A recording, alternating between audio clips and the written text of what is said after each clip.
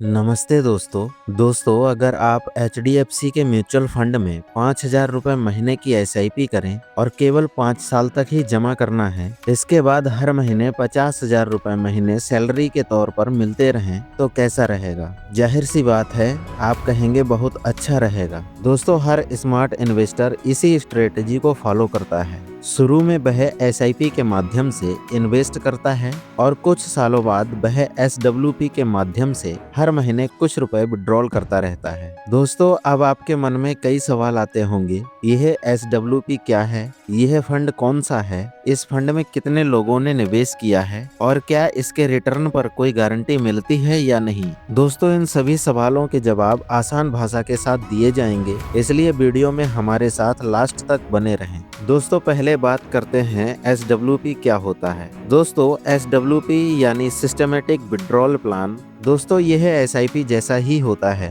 जैसे आप एसआईपी में हर महीने थोड़े थोड़े पैसे निवेश करते हैं, ठीक वैसे ही एसडब्ल्यूपी में हर महीने थोड़े थोड़े पैसे विड्रॉल करते हैं। लेकिन इसकी कुछ कंडीशन होती है। अगर आप फंड के रिटर्न से ज्यादा पैसे निकालते हैं तो आपका इन्वेस्टमेंट अमाउंट भी जीरो हो जाएगा, इसलिए आपको लिमिटेड अमाउंट ही विड्रॉल करना होता है। दोस्तों, आज हम जिस फंड की बात करने वाले हैं उसका नाम है HDFC retirement saving fund equity plan direct growth. दोस्तों, यह फंड आपके रिटायरमेंट के लिए ही खास तौर पर डिजाइन किया गया है। शुरुआत में आप जब कमा रहे हैं तब निवेश करें और रिटायरमेंट के समय अच्छा फंड बना सकें, जिससे रिटायरमेंट आराम से बीत जाए। दोस्तों, यह एक फ्लेक्सी कैप कैटेगरी का फंड है। दोस्तों, फ्लेक्सी कैप फंड लगभग सभी प्रकार की कंपनियों में निवेश करते हैं, चाहे वह लार्ज कैप कैटेगरी की कंपनी हो या फिर मिड कैप कंपनी हो या फिर स्मॉल कैप कैटेगरी की कंपनी हो। इसी रीजन से इस प्रकार के फंड्स में रिस्क थोड़ा बैलेंस्ड होता है।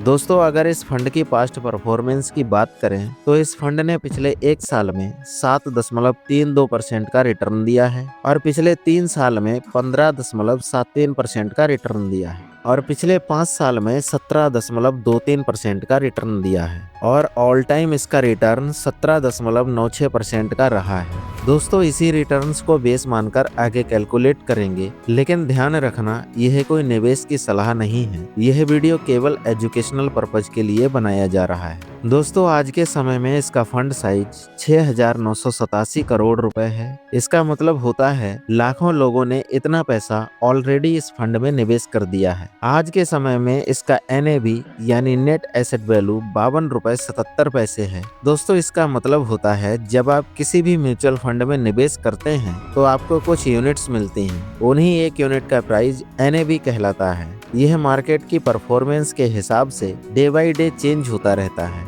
दोस्तों, इस फंड का एक्सपेंस रेशियो 0.79% है। दोस्तों, यह एक छोटी सी फीस होती है जो फंड हाउस निवेश करने के बदले आपसे लेता है। दोस्तों, यही हुई इस फंड की फंडामेंटल एनालिसिस। लेकिन निवेश करने के लिए इतना ही देखना पर्याप्त नहीं होता है, और भी बहुत कुछ होता है। आइए उसे भी देख लेते हैं। दोस्तों, इस फंड का अल्फा रेशियो 2.36 है। यह इस बात को इंडिकेट करता है इस फंड ने अपने बेंचमार्क को बीट करके 2.36% का एक्स्ट्रा रिटर्न दिया है। अगर अल्फा नेगेटिव होता है तो इससे पता चलता है फंड अपने बेंचमार्क से अंडर परफॉर्म कर रहा है। दोस्तों, इस फंड का बीटा रेशियो 0.86 है। यह इंडिकेट करता है यह फंड कम वोलेटाइल है, इसमें उतार चढ़ाव कम आते हैं, यह निवेश करने के लिए सुटेबल है। दोस्तों, आइए देखते हैं अगर आप इस फंड में निवेश करते हैं तो यह फंड आपके पैसों को किन किन कंपनियों में निवेश करेगा। दोस्तों, यह फंड टोटल 75 कंपनियों में निवेश करता है, जिसमें शामिल सेक्टर हैं फाइनेंस सेक्टर में 33.09% का निवेश करता है और कंज्यूमर डिस्क्रेशनरी में 13.82% का निवेश करता है और इंडस्ट्रियल सेक्टर में 13.01% का निवेश करता है और टेक्नोलॉजी सेक्टर में 12.59% का निवेश करता है। बाकी आप नीचे देख सकते हो और किन किन सेक्टर में निवेश करता है।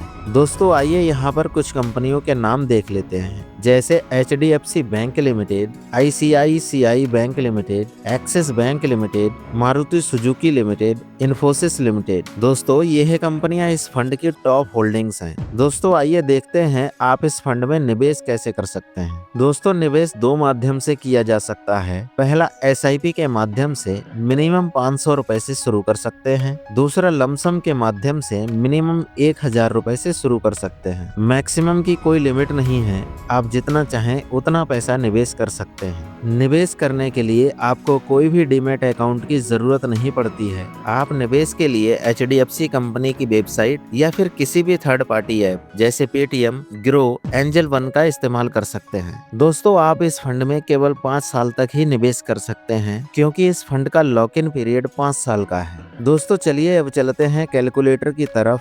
यहाँ देखते हैं, अगर आप इस फंड में 5000 रुपए महीने SIP करते हैं तो कितने रुपए का फंड बनाया जा सकता है। दोस्तों, एक्सपेक्टेड रिटर्न हम उतना ही मानेंगे जितना अभी तक इस फंड ने पिछले रिटर्न्स में दिया है, यानी कि 17.96% का। तो इस हिसाब से 5 साल में आपकी कुल जमा राशि होगी 3 लाख रुपए। अब आपको करना क्या है, इन्हीं 3 लाख रुपए को इसी फंड में 20 साल के लिए छोड़ देना है। तो 20 साल बाद आपका रिटर्न बनेगा 78,62,375 रुपए और फाइनल पैसे की वैल्यू होगी 81,62,375 रुपए। अब करना क्या है, इन 81,62,375 रुपए को इसी फंड में लमसम प्लान कर देना है और साथ में SWP भी ले लेना है 50,000 रुपए पर मंथ के हिसाब से। तो देखिए आप कितना पैसा ले लेंगे और फाइनल आपका कितना पैसा बचेगा। दोस्तों, आपका इन्वेस्टमेंट अमाउंट कितना है, 81,62,375 रुपए और मंथली विड्रॉल कितना है, 50,000 रुपए और एक्सपेक्टेड रेट ऑफ रिटर्न कितना है, 17.96% का और कितने साल तक लेना है, 20 साल तक। तो आप इन 20 सालों में 1,20,00,000 रुपए ले चुके होंगे